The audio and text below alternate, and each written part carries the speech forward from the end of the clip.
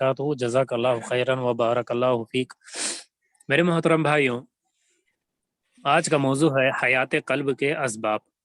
इस मौजू पर ख़िताब करने के लिए हमारे दरमियान शेख अबुल क़ासिम मदनी हाफ़िज़हुल्लाह मौजूद है। अल्हम्दुलिल्लाह, शेख मोहतरम कोई तारुफ़ के मोहताज नहीं है, जाने पहचाने हैं, और ये AGC के प्लेटफॉर्म से अल्हम्दुलिल्लाह शेख मोहतरम के कई दुरुस हो चुके हैं। अब मैं बिला ताख़िर शेख मोहतरम को दावत सुकन देता हूँ कि वो आए और अपना मौजू हयात क़ल्ब के असबाब पर ख़िताब फरमाए। फ़लितफ़द्दल शेख अबुल क़ासिम मदनी हाफ़िज़हुल्लाह मशकूरन व माजूरा। अस्सलामु अलैकुम वरहमतुल्लाहि वबरकातुह। अल्हम्दुलिल्लाह वस्सलातु वस्सलामु अला रसूलिल्लाह व अला आलिहि व सहबिहि व मन वालाह, अम्मा बअद। अऊज़ु बिल्लाहि अस्समीउल अलीम मिनश शैतानिर रजीम। या अय्युहल्लज़ीना आमनु इस्तजीबू लिल्लाहि व लिर्रसूलि इज़ा दआकुम लिमा युहयीकुम वअलमू अन्नल्लाह यहूलु बैनल मर्इ व क़ल्बिही व अन्नहु इलैहि तुहशरून।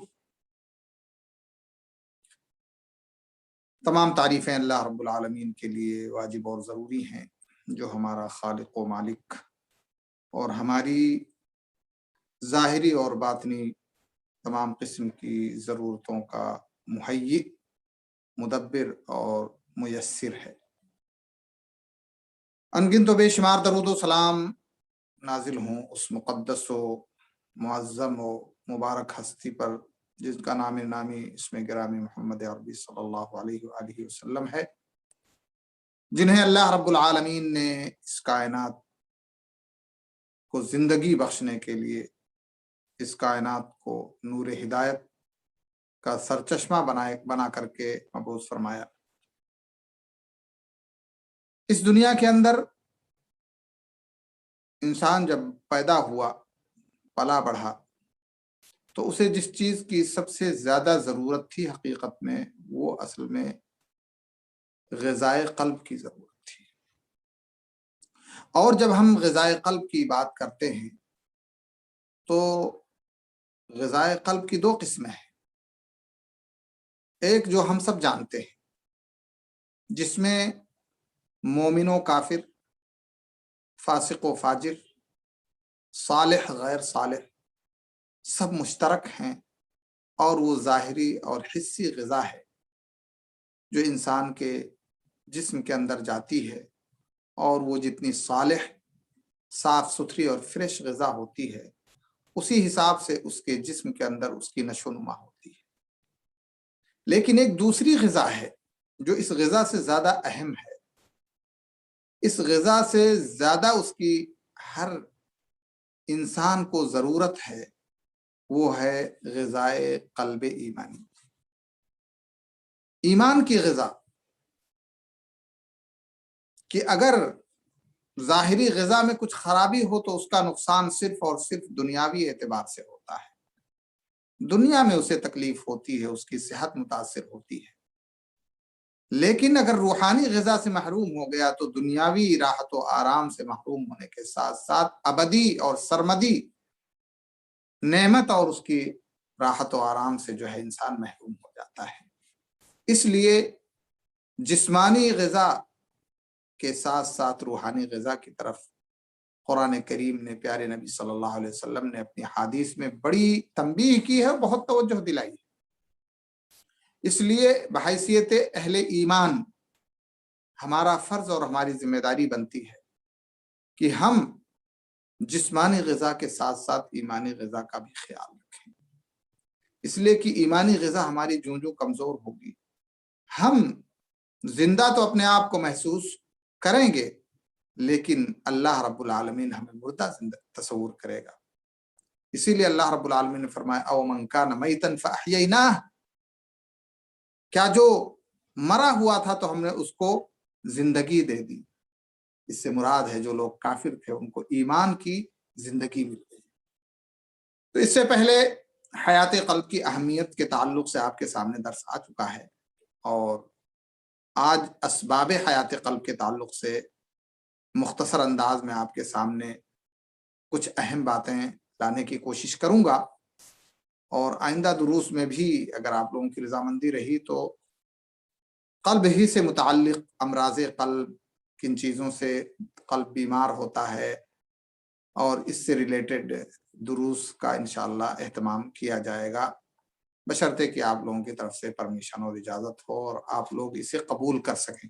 بہرحال بغیر کسی مزید تمہید کے میں آپ کے سامنے اسباب حیات قلب اختصار کے ساتھ رکھنے کی کوشش کروں گا تاکہ موضوع طوالت کا شکار نہ ہو اور آپ لوگ جو ہے سستی اور کاہلی کا شکار نہ ہوں اور بات بن جائے۔ تو سب سے پہلی چیز جو ہے جو قلب کے لیے، اس کی زندگی کے لیے کارآمد اور مفید ہے، وہ رجوع الی اللہ ہے۔ اللہ کی طرف پلٹتے ہوئے بندہ اللہ سے حیات قلب اور اس کے اسباب مہیا کرنے کی دعا کرے، اس لیے کہ اللہ کی توفیق کے بغیر بندہ کچھ نہیں کر سکتا۔ اس لیے کسی بھی طرف بڑھنے سے پہلے اللہ رب العالمین کی توفیق اور اس کا ان اسباب کا ہمارے لیے آسان کرنا بہت ضروری ہے، ورنہ بسا اوقات اسباب سامنے موجود ہوتے ہیں لیکن توفیق الہی نہیں ہو پاتی ہے۔ تو چند لوگ ان اسباب سے فائدہ اٹھا لیتے ہیں اور چند لوگ ان اسباب سے فائدہ نہیں اٹھا پاتے۔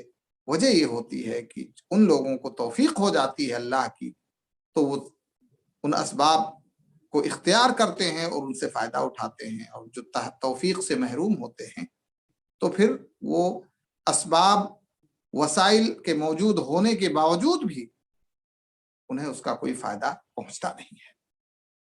تو اس لیے سب سے اہم ترین اور اولین ترین چیز جو ہے قلب اور دل کی زندگی کے لیے، وہ ہے کہ ہم بارگاہ الہی میں انکساری کے ساتھ، عاجزی کے ساتھ، صدق دلی کے ساتھ اللہ رب العالمین سے دعا کریں کہ اللہ میرے دل کو ایمانی زندگی بخش، میرے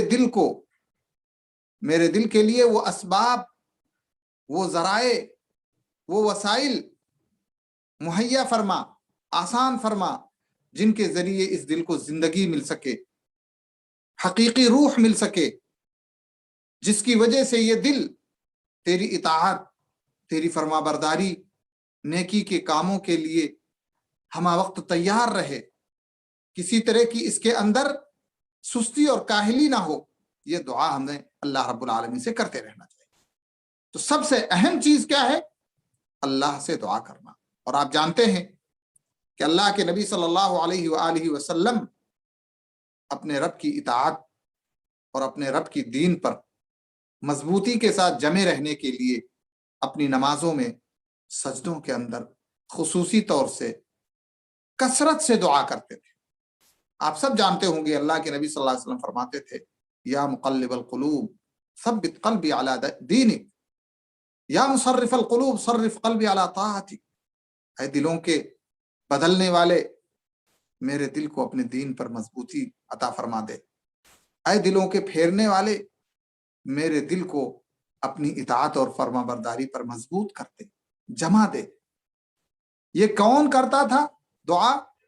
یہ وہ شخصیت کرتی تھی جس کے بارے میں قرآن کریم میں کہا گیا لیغفر لک اللہ ما تقدم من ذنبک وما تأخر، جن کے اللہ رب العالمین نے گناہ معاف کر دیے اگلے پچھلے، جنہیں اللہ رب العالمین نے وہ مقام دیا جو اپنے بندوں میں کسی کو وہ مقام نہیں دیا، جن کی اللہ رب العالمین کی تائید اور نصرت ہمہ وقت رہا کرتی تھی، وہ شخصیت اور وہ ذات اللہ رب العالمین کے بارگاہ میں جھک کر سجدے کی حالت میں اللہ سے دعا کرتی ہے، اللہ سے درخواست کرتی ہے، اللہ کے سامنے انکساری اور عاجزی کے ساتھ اللہ رب العالمین سے دعا کرتی ہے کہ اللہ تو اپنے دین پر مجھے ثابت کر دے، میرے دل کو مضبوط کر دے۔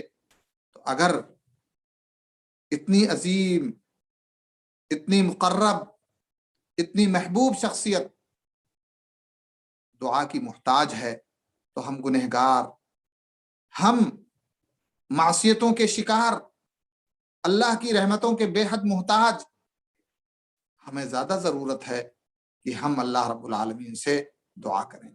अगर हम चाहते हैं कि हम जिंदा दिल रहें, अगर हम चाहते हैं कि हमारा दिल कल्बे सलीम की सिफत से मुत्तसिफ हो, तो हमें उसी एतबार से दुआ का एहतमाम करना चाहिए जिस एतबार से हमारी तड़प है, हमारी तलब है, हमारा जज्बा है। तो सबसे पहली चीज क्या है? बारगाह इलाही में दुआ करना कि अल्लाह मेरे दिल को जिंदगी अता फरमा, वो जिंदगी जो दुनिया में भी मुफीद हो, आखिरत में भी मुफीद हो। वो जिंदगी मेरे दिल को अता फरमा जिसके जरिए वो तेरी इताअत और तेरी मोहब्बत के कामों की तरफ बढ़े, और ऐसी जिंदगी अता फरमा जिसके अंदर तेरी मासियत, तेरी नाफरमानी के ताल्लुक से नफरत और बुग़्ज़ पैदा हो और उससे दूर भागे। ऐसी जिंदगी मेरे दिल को अता फरमा, ये दुआ करनी चाहिए। नंबर 2, अल्लाह रब्बुल आलमीन की किताब कुरान करीम का पढ़ना और उसमें तदब्बुर करना, गौर व फिक्र करना। आपके सामने से आयत गुजरी होगी कि अल्लाह रब्बुल आलमीन ने फरमाया कि अफला यतदब्बरून अल कुरआन अम अला कुलूबिन अक़फ़ालुहा, ये कुरान का तदब्बुर क्यों नहीं करते, या ये कि इनके दिलों पे ताले लगे हुए हैं।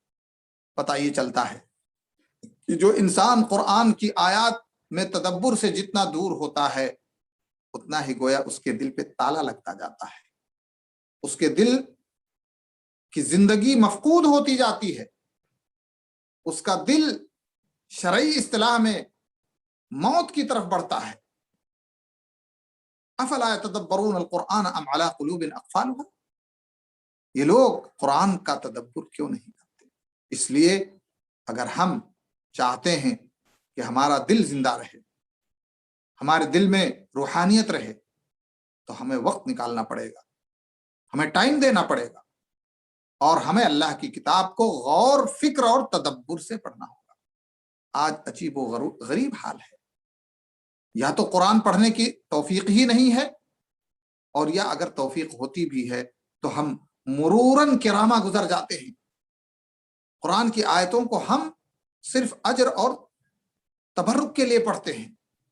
कुरान करीम को हम इस तौर पे नहीं पढ़ते, या इस तौर पे हम टाइम नहीं निकालते कि इसको पढ़ना भी है, इसको समझना भी है और इसके मुताबिक अमल भी करना है। अगर इस हदफ और इस एम और इस मकसद के तहत कुरान की तिलावत की जाए, इसे समझा भी जाएगा, और जहां पर अमल के इसके अंदर अहकाम जारी किए गए हैं उन पर अमल भी किया जाएगा, और जहां पर चंद अमाल से रोक दिया गया है, बाज आने का हुक्म है, उनसे बाज आया जाएगा। और इन चीजों को अपनी जिंदगी में नाफिज करने के साथ साथ इसको आगे भी बढ़ाया जाएगा। इसलिए कि तदब्बुर करना सिर्फ उसको समझना नहीं है, समझ लिया उसके मुताबिक अमल नहीं है, तो क्या मतलब हुआ तदब्बुर का। समझ लिया, अमल कर लिया और अपनी दुनिया में मस्त रहे, दूसरों तक पहुंचाया नहीं, तो क्या मतलब है ऐसी जिंदगी का। हमें खुद भी नजात की राह पे चलना है और दूसरों को भी नजात की राह पे लेके आना है। तो कुरान का तदब्बुर हमारे दिल की जिंदगी के लिए बहुत अहम है, वरना हम कुरान का तदब्बुर अगर नहीं करेंगे तो जैसा कि कुरान कह रहा है कि दिलों पे ताले लग जाएंगे। और आज हम माशरे को अपने देखें, अपनी सोसाइटी को देखें, अपने घर को देखें, अपने गांव और अपनी बस्ती और अपने शहर और अपने मुल्क को देखें, हालत यही है कि गोया ऐसा लगता है कि दिलों पे ताले लग गए हैं। कुरान और कुरान के अंदर जो आया हुआ है उसकी तालीमात और उसके मुताबिक अमल अगर हम इसको देखें तो ऐसा लगता है कि ये कुरान किसी और के लिए नाजिल हुआ है, ये हमारे लिए नाजिल नहीं हुआ है। कोई और मखलूक है जिसके लिए नाजिल हुआ है, उसको पढ़ना है, उसको तदब्बुर करना है, उसको समझना है और उसी को अमल करना है। और आज हालात हमारे सामने हैं, आप देखते हैं, कुरान से दूरी का नतीजा आप देख रहे हैं। नफरतें हैं, दुश्मनियां हैं, एक दूसरे से बुग़्ज़ है, एक दूसरे से हसद है, एक दूसरे से कीना और कपट है। इसकी वजह यही है कि हमने कुरान से अपने रिश्ते को कमजोर किया, तदब्बुर नहीं किया, समझा नहीं, बूझा नहीं, अमल नहीं किया, उसके मुताबिक हमने अपनी जिंदगी को ढाला नहीं, तो उसका नतीजा हमारे सामने है कि इस दुनिया की जिंदगी में हमारी जिंदगी जन्नत नुमा जिंदगी बननी चाहिए, प्यार मोहब्बत की जिंदगी बननी चाहिए, उल्फत मोहब्बत की जिंदगी बननी चाहिए, इत्तेहाद की जिंदगी बननी चाहिए। لیکن اس کے برعکس ہماری زندگی ہے. وجہ یہ ہے کہ ہم نے تدبر قرآن کا جو مقصد تھا یا تدبر قرآن جس کا ہمیں حکم دیا گیا تھا ہم اس سے دور ہیں. تو آج بھی اگر ہم اپنے دل کو زندہ رکھنا چاہتے ہیں اور اپنے دل کو قلب سلیم کی صفت سے متصف کرنا چاہتے ہیں، اس کے اندر زندگی کی روح پھونکنا چاہتے ہیں، ایمانی روح پھونکنا چاہتے ہیں، عملی روح پھونکنا چاہتے ہیں، تو قرآن کا تدبر کیجیے، قرآن کو پڑھیے، قرآن کو سمجھیے، اس کی گہرائی میں جانے کی کوشش کیجیے. اللہ رب العالمین کا کلام آسان ہے. وَلَقَدْ يَسَّرْنَا الْقُرْآنَ لِلذِّكْرِ، اللہ تعالیٰ نے خود ہی فرما دیا کہ قرآن ہم نے نازل کیا ہے، سمجھنے کے لیے آسان کیا ہے. یہ سمجھنے کے لیے بڑا آسان ہے اللہ کا کلام، لیکن سمجھنے والوں کے لیے، دل کے اندر جذبہ رکھنے والوں کے لیے، دل کے اندر اس طرف آنے کے لیے ایک ولولہ رکھنے والوں کے لیے یہ قرآن آسان ہے. تو تدبر قرآن یہ ہمارے دلوں کے لیے سبب پیدا کرتا ہے، اس کی زندگی کا، اس کے اندر روحانیت کا، اس کے اندر ایک طرح سے جو ہے ہریالی پیدا کرتا ہے. جیسے کہ درختوں میں ہریالی جب تک رہتی ہے تو ہم سمجھتے ہیں کہ یہ زندہ ہے درخت، کھیتوں میں ہریالی ہوتی ہے تو ہم سمجھتے ہیں کہ یہ اپنی زندگی سے مزے لے رہا ہے. اسی طرح سے ہمارا دل بھی ایک ہریالی ایمانی ہے جو ہے حرارت اور ایمانی جذبے کا جو ہے سے متصف ہوگا. تو قرآن کا تدبر کرنا چاہیے اگر ہم چاہتے ہیں کہ ہمارا دل زندہ رہے. اللہ رب العالمین نے بڑی اچھی تصویر کی ہے، کھینچی ہے کہ جب یہ قرآن پڑھا جاتا ہے اور لوگ اس پر غور و تدبر کرتے ہیں، اس کی تعلیمات میں تعمق کرتے ہیں، پھر یہ دل کی دنیا بدلنے لگتی ہے، دل کا ایمانی لیول ہائی ہونے لگتا ہے. اللہ رب العالمین نے فرمایا انما المؤمنون الذين اذا ذكر الله وجلت قلوبهم واذا تليت عليهم آیاته زادتهم ایمانا. اللہ اکبر. مومن وہ ہیں کہ جب ان پر تلاوت کی جاتی ہے اللہ کی آیتیں، وجلت قلوبهم، تو ان کے دل کے اندر ایک ڈر پیدا ہو جاتا ہے، خوف پیدا ہونے لگتا ہے. وَإِذَا تُلِيَتْ عَلَيْهِمْ آیَاتُهُ، اور ان کے اوپر جب اس کی آیتیں تلاوت کی جاتی ہیں تو زادتہم ایمانا، ایمان کا لیول بڑھنے لگتا ہے. قرآنی آیات تلاوت کی جاتی ہیں، اس کو سنتے ہیں، اس کے معانی پر غور کرتے ہیں، اس لیے کہ آدمی جب سمجھے ہی گئی نہیں، جب کوئی کلام جب سمجھے گا نہیں تو اس پر کیا اثر ہونے والا ہے. تو زادتہم ایمانا کا مطلب یہ ہے کہ ان آیتوں کو جب پڑھا گیا اس کے اوپر تو اس نے غور کیا، اس کے معانی کو سمجھا، اس کے انجام کو سمجھا، اس کی دعوت کو سمجھا، اس کی بشارت کو سمجھا، اس کا جو پیغام ہے اس کی گہرائی تک گیا، تو اس کے دل کا ایمان، اس کے ایمان کا لیول بڑھتا گیا. تو قرآن پڑھنا، تدبر کرنا، اس کو سمجھنا، اس کے مطابق عملی زندگی میں اس کو ڈھالنا، یہ ساری چیزیں دل کی زندگی کے لیے ایک طرح سے ایک اسپرٹ کا کام کرتی ہیں، اور اس چیز کی ہمیں اس وقت سخت ضرورت ہے. اسی طرح سے انسان کی فطرت میں ایک چیز یہ رکھی گئی ہے کہ وہ اپنے آس پاس کے ماحول سے متاثر ہوتا ہے. اس جس ماحول میں، جس بیعت میں وہ رہتا ہے اس سے متاثر ہوتا ہے. اس لیے جس طرح کے لوگ ہوں گے، جس طرح کے لوگوں کے ساتھ اٹھے گا بیٹھے گا، اپنی صحبت، اپنی رفاقت، اپنی دوستی، اٹھک بیٹھک، کھانا پینا، جیسے لوگوں کے ساتھ بیٹھے گا ویسے ہی اس کے اندر اس کا اثر ہوگا. تو اس لیے اگر ہم اپنے دل کی زندگی کو روحانیت بخشنا چاہتے ہیں، اس کو زندہ رکھنا چاہتے ہیں، اس کے اندر زندگی کی قوت پیدا کرنا چاہتے ہیں، تو ہمیں صحبت اختیار کرنے کے وقت یہ دیکھنا پڑے گا کہ وہ کون سے لوگ ہیں جو زندہ دل ہیں، جن کی صحبت میں بیٹھا جائے. اور جب زندہ دل کی بات کی جاتی ہے تو وہ اہل ایمان ہوتے ہیں، اہل صلاح ہوتے ہیں، اہل فلاح ہوتے ہیں، اہل خیر ہوتے ہیں، اللہ کے نیک بندے ہوتے ہیں، جو ہمیشہ اس دل کی زندگی کی بات کرتے ہیں، جو ہمیشہ اس دل کے اندر ایمانی روح پھونکنے کی بات کرتے ہیں. تو اس سے پتہ چلتا ہے کہ اگر ہم اپنے دل کی زندگی کو تر و تازہ رکھنا چاہتے ہیں تو پھر ہمیں نیک، صالح، اچھے، اہل ایمان لوگوں کی صحبت اختیار کرنی پڑے گی اور ان کی مجلسوں میں بیٹھنا ہوگا. اس سے ہمیں ہمارے دل کی روحانیت ملے گی، اس سے ہمارے دل کو ایک زندگی ملے گی، اور وہ زندگی ہمیں اللہ کی طرف کھینچ کے لے کے جائے گی. تو نیک لوگوں کی صحبت اور نیک لوگوں کی مجلسیں اٹینڈ کرنا یہ دل کی زندگی کے لیے بہت ہی اہم اور بہت ہی ضروری ہے. کسی نے کیا سچ کہا ہے، احب الصالحین ولست منہم لعل اللہ یرزقنی صلاحا.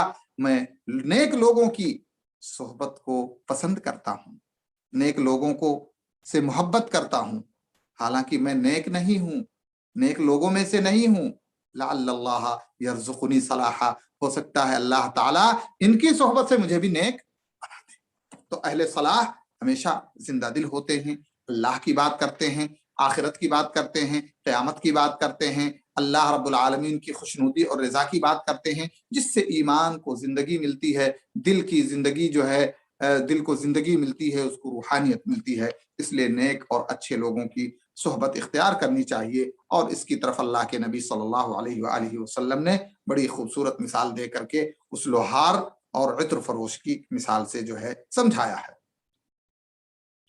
اسی طرح سے آپ دیکھیں دنیا کی نعمتیں، دنیا کی رنگینیاں، دنیا کے مختلف لہلہاتے منظر، اس میں ڈوبنے کی وجہ سے انسان آخرت سے غافل ہونے لگتا ہے۔ وہ اس بات کو بھول جاتا ہے کہ اب اسے یہ دنیا، رنگین دنیا چھوڑنی بھی ہے یا نہیں چھوڑنی، اور اس کا نتیجہ یہ ہوتا ہے کہ موت سے غافل ہو جاتا ہے انسان۔ اس لیے ضروری کیا ہے؟ ان دنیاوی لذتوں کو اخروی لذتوں پہ ترجیح نہ دینے کے لیے ہمیں کیا کرنا ہوگا؟ ہمیں ایسی چیز کو ہمیشہ یاد رکھنا ہوگا جو چیز کی ان دنیاوی لذتوں کے خاتمے کا اعلان کرتی ہے، اور یہ کہتی ہے کہ اے انسان، اس دنیا کی نعمتوں میں تو چاہے جتنی اونچائی پر پہنچ جا، چاہے جتنی نعمتیں تجھے دنیا کی حاصل ہو جائیں، بڑے بڑے پیلس، بڑے بڑے قصر، اور ایک لمبی چوڑی دنیا تجھے مل جائے جس کے اندر دنیا کی تمام نعمتیں متوفر ہوں، ساری چیزیں مہیا ہوں، لیکن اے انسان، ایک دن تجھے ان تمام نعمتوں سے ہاتھ بند کرتے ہوئے رخصت ہو جانا پڑے گا۔ جو چیز اس بات کی طرف توجہ دلاتی ہے انسان کو، اسے ہمیشہ یاد رکھنا چاہیے، اور میں سمجھتا ہوں آپ لوگ سمجھ گئے ہوں گے، موت کی یاد انسان کو ہر لمحے اپنے ذہن و دماغ میں رکھنا چاہیے۔ موت سے غافل ہوئے تو سمجھ لیجئے کہ اسباب حیات سے غافل ہو گئے۔ دنیا کی نعمتوں میں اگر ہم اس قدر مدہوش ہوئے کہ موت کی یاد ہمارے ذہنوں سے گئی، تو آپ سمجھ لیجئے کہ ہمارے جتنے دن اس حالت میں گزریں گے، اتنے دن ہمارے دل کی موت کا سامان ہوں گے، ہمارا دل مردہ ہو جائے گا، ہم سب کچھ یہی سمجھ بیٹھیں گے، یہی سب کچھ ہمارا ہے۔ اور آج آپ دیکھ لیں، جائزہ کر لیں، جو صرف دنیا ہی دنیا میں منہمک ہیں، وہ نہ معصیت سے خوف کھاتے ہیں، نہ اللہ رب العالمین سے ڈرتے ہیں، بس دنیا کے حصول کے لیے حلال آئے، حرام آئے، جائز آئے، ناجائز آئے، اسی دھن میں وہ لگے رہتے ہیں۔ تو ان کے دل مردہ ہو چکے ہیں، ان کے دل اللہ سے ڈرتے نہیں ہیں، ان کے دلوں میں حساب و کتاب کا تذکرہ نہیں آتا، ان کے دلوں کے اندر ظلم اور زیادتی جو ہوتی ہے اس کا خوف نہیں آتا ہے، دل مر چکا ہوتا ہے۔ اس لیے اس دل کو زندگی اگر دینا ہے اور اس دل کو ایمانی حرارت سے معمور رکھنا ہے تو ہمیشہ موت کو یاد کریں۔ اسی لیے اللہ کے نبی صلی اللہ علیہ وسلم کیا فرمایا؟ اکثروا من ذکر ہادم اللذات او ہادم اللذات، لذتوں کو کاٹ دینے والی، لذتوں کے تعلق کو توڑ دینے والی چیز جو ہے اس کو کثرت سے یاد کرو، یاد نہیں کرو، اس کو کثرت سے یاد کرو، اور وہ کیا ہے؟ موت ہے۔ موت کو ہمیشہ یاد رکھنا ہے، اور اسی لیے اللہ کے نبی صلی اللہ علیہ وسلم نے عبادت کے تعلق سے کہا صلوا صلاۃ مودع، نماز جب پڑھنے کھڑے ہو تو ایسا لگے کہ تم گویا یہ آخری نماز پڑھ رہے ہو، اب دنیا سے جانا ہے۔ یہ تصور پیدا ہوگا تو آدمی کس ڈھنگ کی نماز پڑھے گا؟ وہ یہ چاہے گا کہ نماز سے سلام ہی نہ پھیروں، نماز میں ہی رہوں۔ تو یہ تصور پیدا ہونا چاہیے۔ تو بہرحال موت کی یاد اور سکرات الموت، مرتے وقت آدمی کی کیا کیفیت ہوتی ہے، دنیا اس سے جدا ہو رہی ہوتی ہے، اہل و عیال سے وہ جدا ہو رہا ہوتا ہے۔ اب اگر اس کے اندر کچھ ایمان کی حرارت ہے تو پھر اس کے سامنے پوری سین آتی ہے، زندگی کی پوری سیر آ جاتی ہے، اس نے کیا اچھا کیا، کیا برا کیا، کس کے ساتھ عادل کیا، کس کے ساتھ ظلم کیا۔ کس کے ساتھ برا کیا, کس کے ساتھ اچھا کیا, پوری سین آ جاتی ہے. یہی چیز موت کے آنے سے پہلے ہمیں یاد کرنا ہے, اس وقت ہمیں اس چیز کو اپنے ذہن و دماغ میں رکھنا ہے. تو بہرحال موت کی یاد یہ ایک سبب ہے حیات قلب کے اسباب میں سے. نمبر 5, اللہ رب العالمین نے ہمارے اس دل کو زندہ رکھنے کے لیے قرآن کریم میں 2 بڑی اہم چیزیں ذکر کی ہیں. ایک تو جنت اور اس کی نعمتیں, اور دوسرے جہنم اور اس کا عذاب. جہنم اور اس کا عذاب. اس لیے ہماری نگاہوں کے سامنے ہمیشہ جنت کی نعمتیں ہونی چاہیے تاکہ ہمارا دل شوق سے معمور ہو جائے جنت کے, اور دوسری طرف جہنم اور اس کے عذاب کی شدت ہمارے سامنے ہونی چاہیے تاکہ ہمارے دل کے اندر معصیتوں, گناہوں, ظلم, زیادتی, اللہ کی نافرمانی, ان تمام چیزوں کے تعلق سے نفرت پیدا ہو جائے. یہ 2 کیفیتیں کب پیدا ہوں گی؟ جب جنت اور جہنم کے مناظر ہمارے سامنے ہوں گے. ایک طرف جنت کے مناظر جن کا وصف نہیں بیان کیا, جن کی توصیف نہیں ہو سکتی, جن کا صحیح معنوں میں تعارف نہیں کر سکتے ہم, اور ایک طرف جہنم کا عذاب جس کی شدت ہم نہیں بیان کر سکتے ہیں, کتنی شدید ہوگی, کتنا شدید ہوگا وہ عذاب, اور اس کی جو ہے اس میں جو بھی اللہ رب العالمین نے سزا کے طور پہ تیار کر رکھا ہے اس کا وصف نہیں بیان ہو سکتا ہے. تو اس طرح سے ایک طرف جنت کی نعمتوں کا تذکرہ, دوسری طرف جہنم کی عذاب اور اس کی زحمتوں کا تذکرہ ہو تو انشاءاللہ اس دل کے اندر روحانیت آئے گی, اور یہ دل, اس کے اندر شوق پیدا ہوگا اللہ کی طرف بڑھنے کا, اس کے اندر شوق پیدا ہوگا نیکیوں کے کرنے کا, اس کے اندر شوق پیدا ہوگا اللہ رب العالمین کی رضامندیوں کے کرنے کا اور معصیتوں سے بچنے کا. تو ہمیشہ ہم جنت اور جہنم کے مناظر پڑھتے رہیں, دیکھتے رہیں, اور ان کے جو تقاضے ہیں اسے پورے کرتے رہیں. اسی طرح سے انسان کو گاہے بگاہے, یعنی ایک عادت نہیں بنا لینی چاہیے کہ اب صاحب روٹین ہی بنا لیا ہے, جب دیکھا قبرستان میں پہنچے ہوئے ہیں, یہ غلط چیز ہے. گاہے بگاہے انسان قبرستان کی زیارت کرے, اور زیارت کرنے کا مطلب یہ نہیں ہوتا ہے کہ صاحب کسی اپنے قریبی, اپنے رشتہ دار کی زیارت کی, ماں باپ کی زیارت کی اور دعا کر کے چلا آیا. تو لوگ دعا بھی نہیں کرتے, فاتحہ پڑھ کے چلے آتے ہیں, اللہ کی پناہ, چاروں قل پڑھ کے چلے, یعنی مخالفت وہاں پہ بھی ہو رہی. جو مقصد تھا قبر کی زیارت کا وہ نہ اپنے لیے حاصل ہو رہا ہے, نہ جن کی زیارت کی ہے ان کے لیے حاصل ہو رہا ہے. چاروں قل پڑھ رہے ہیں, فاتحہ پڑھ رہے ہیں, اللہ کی پناہ, اللہ ان جاہلوں کو ہدایت دے. قبر کی زیارت, اور یہ قبر کی زیارت انسان کو آخرت کی یاد دلاتی ہے. اس کے ساتھ ساتھ اس قبر کے اندر جو لوگ مدفون ہیں ان کو یاد کرو. کون تھے؟ زمیندار تھے, بڑی بڑی زمینیں تھیں, بڑے بڑے پلاٹ تھے, بڑی بڑی بلڈنگیں تھیں, بڑی بڑی مہنگی کاروں میں چلا کرتا تھا, اس کے پاس جہاز ہوا کرتے تھے اسپیشل اپنے لیے خاص. آج وہ اس مٹی میں مٹی بن گیا ہے. اس کے جہاز, اس کے اپنے بنگلے, اس کی اپنی گاڑیاں, اس کا اپنا لشکر کدھر گیا, کہاں چلا گیا؟ اللہ رب العالمین نے اس کا تذکرہ کیا ہے.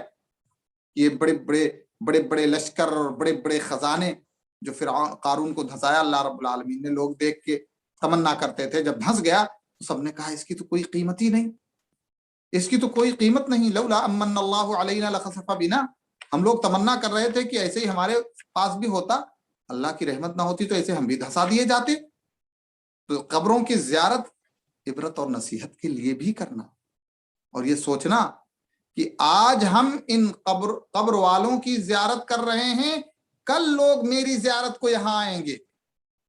یہ میری جگہ ہے, میں کہیں بھی پہنچ جاؤں, کتنی بھی اونچائی کو پہنچ جاؤں, دنیا میں بڑا نام کما لوں, لیکن انجام یہی ہوگا. آخری منزل ہماری اس دنیا میں یہی ہوگی. جب انسان یہ سوچے گا تو پھر اس کے دل کے اندر خوف پیدا ہوگا, اس کے دل کے اندر ایک طرح سے زندگی پیدا ہوگی کہ اس قبر کی زندگی کے لیے اس دنیا میں ہمیں کچھ کرنا ہے. تو اس طرح سے نیکی اور صلاح اللہ رب العالمین کی اطاعت اور فرما برداری میں اس کا قلب بہت ہی ایکٹیو ہوگا, اس کے اندر ایک جذبہ پیدا ہوگا, اور دنیا کی رنگینیوں سے اس کے اندر بیزاری پیدا ہوگی. کہ جب آخری انجام یہی ہے تو پھر اس دنیا کی رنگینی میں اتنا گھس جانے کا کیا مطلب نکلا؟ ضرورت بھر کا اس سے تعلق رکھیں جس سے کسی کی محتاجی نہ ہو، اور پھر اللہ اور اس کے رسول کی اطاعت اور فرما برداری کرتے ہوئے اس قبر کے گڑھے کو پر نور بنانے کی پوری کوشش کریں۔ تو قبروں کی زیارت بھی گاہے بگاہے ہونی چاہیے، اور وہاں بیٹھ کے تفکر غور کرنا چاہیے، سوچنا چاہیے۔ کبھی کبھی موقع ملے تو ہاسپٹل کی زیارت بھی کر لینی چاہیے۔ ہاسپٹل میں جانے کے بعد اور مختلف حالات میں جو مریض وہاں پر ہوتے ہیں، ان کی حالتیں اور ان کی کیفیتیں دیکھنے کے بعد سخت سے سخت دل انسان دہل اٹھتا ہے، اس کا دل کانپ اٹھتا ہے۔ کسی کا ہاتھ کٹ گیا ہے، کسی کا پیر کٹ گیا ہے، کسی کے ہاتھ پیر دونوں کٹے ہوئے ہیں، کسی کی حالت انتہائی خستہ ہے، کوئی غیبوبت میں ہے، کوما میں ہے، 1 مہینے سے 2 مہینے سے 3 مہینے سے۔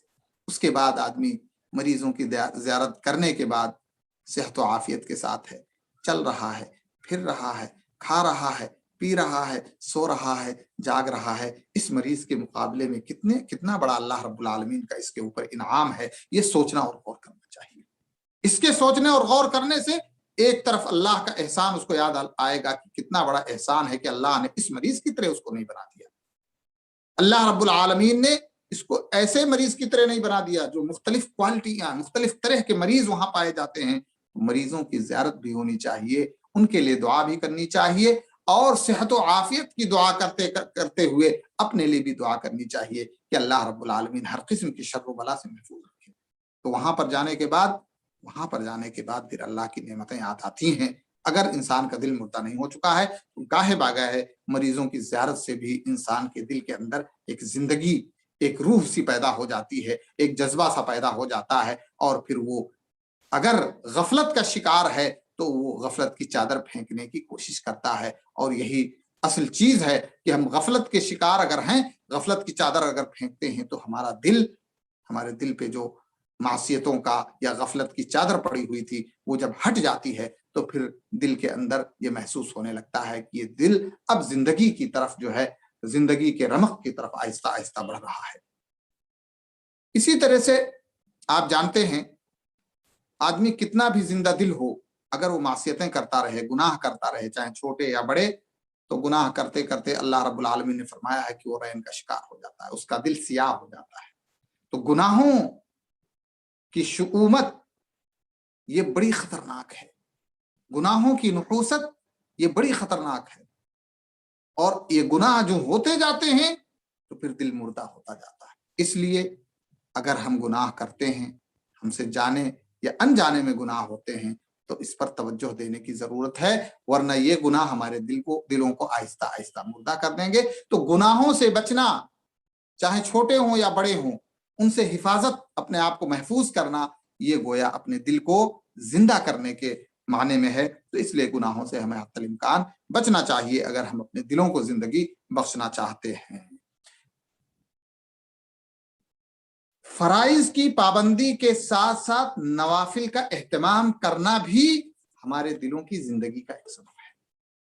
نوافل کا اہتمام کرنا چاہیے، نفلی روزے ہوں، نفلی نمازیں ہوں، نفلی صدقات ہوں، اگر توفیق ہو تو نفلی حج بھی آدمی کرے، نفلی عمرہ بھی کرے، لیکن کبھی کبھار، یہ نہیں کہ جس کے پاس پیسہ ہے تو بس عمرے پہ عمرہ، حج پہ حج کیا جا رہا ہے، یہ اچھی چیز نہیں ہے۔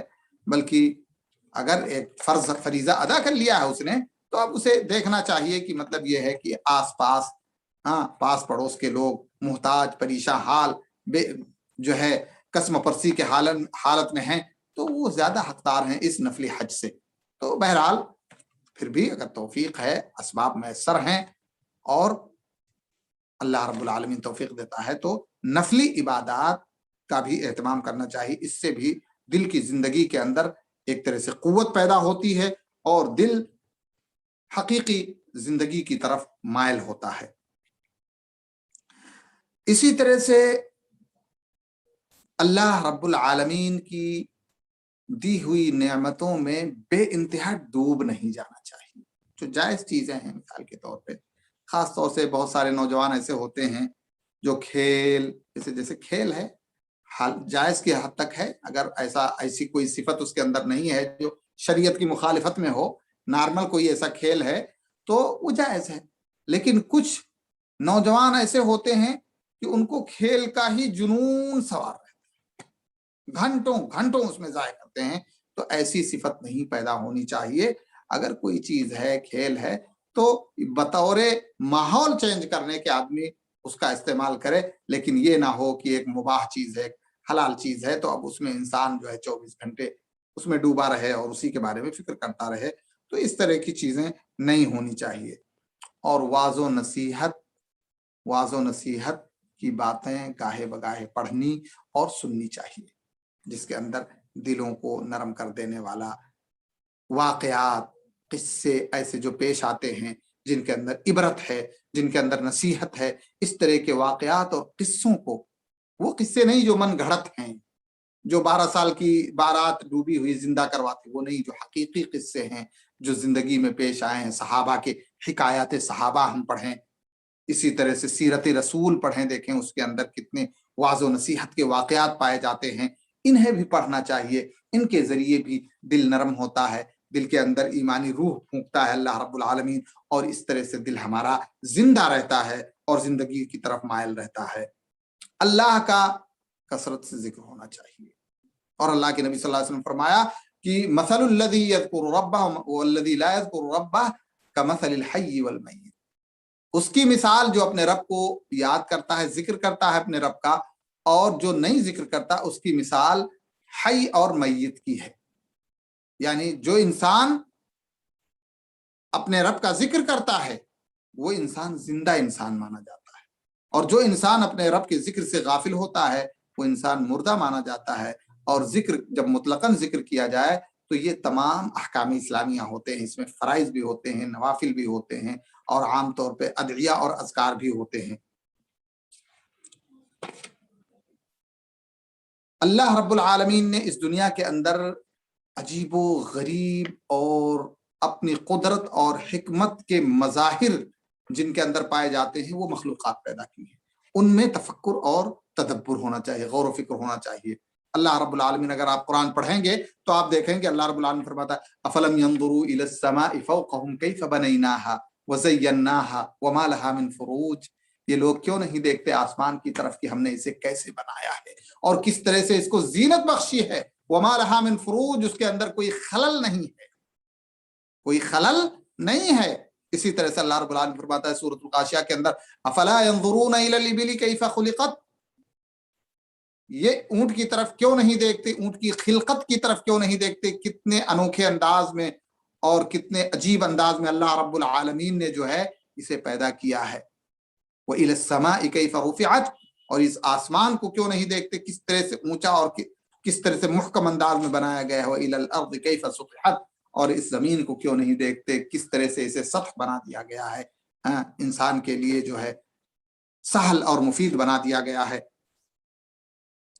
वो इलल जिबाली कैफ़ नुसिबत, और इन पहाड़ों को क्यों नहीं देखता जो किस तरह से नस्ब कर दिए गए।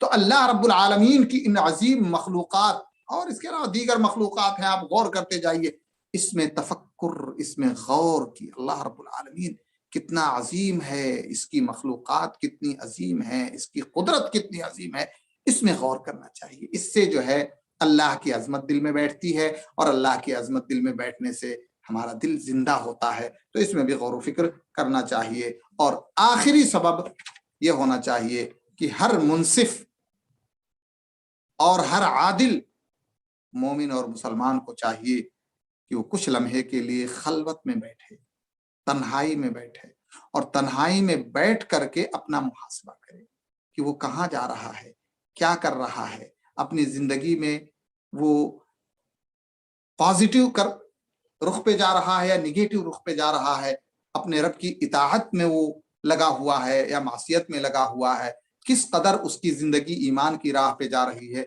अपना मुहासबा करे। और अपना मुहासबा करने के बाद जहां जहां भी खलल उसको नजर आ रहा हो, جہاں جہاں بھی کمی اس کو نظر آ رہی ہو اس کی اصلاح کرنے کی کوشش کرے.